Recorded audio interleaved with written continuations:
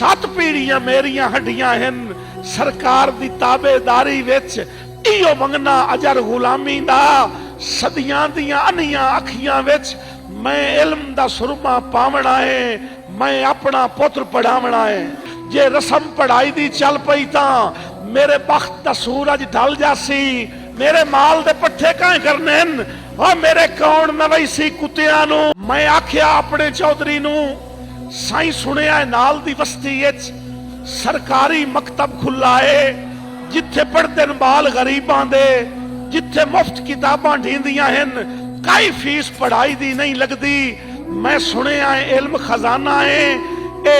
इल्म चानन अखियां दा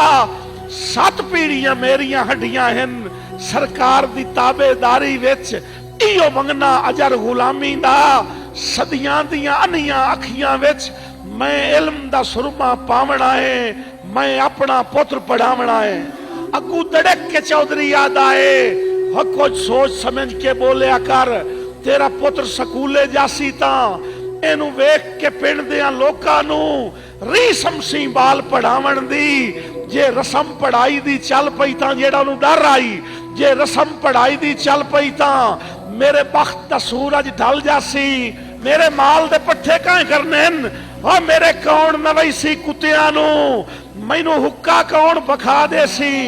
मेरे बाल शिकार तू अटसण तां लड़ कौन मरे सी गड्डी ते ओदे सुन के बोल हकारत ते चुप करके घर नू रलक पियम रे अवस्था सामण अखियां दा सारी रात सुचेंदियां गुजर गई। मेरा पुत्र नाजुक फुल्लां तू नहीं अग रख सकदा डफे ते नहीं गरम हवेजा चा सकदा। इह सोच सुचेंदे आंख लग गई एक वेखिया मंजर ख्वाब दे विच मेरे पुत्र दी कंड ते बसता है ओदे हाथ च हार है फुल्लां दा उताड़ियां चा के गल मेरे ओ हार पवावना चाहता है अजे अख दा ख्वाब अधूरा हा इतू घर दा कुंडा खड़क पिया।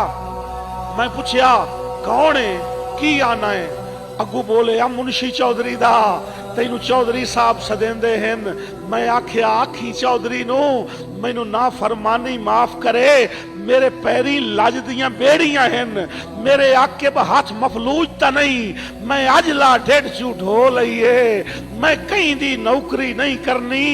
सिर देसा हेठ तगारी दे हाँ देसा चीर पहाड़ां दा रुख देसा मोड़ समंदरां दा और वंज आखी अपने चौधरी नू सिखे अटकल आप बखावण दी या हुक्का पीवना छड़ दे रे सदियां दियां अनियां अखियां विच मैं इल्म दा सुरमा पावना है मैं अजला डेढ़ चू ढो लईए मैं अपना पुत्र पढ़ावना है।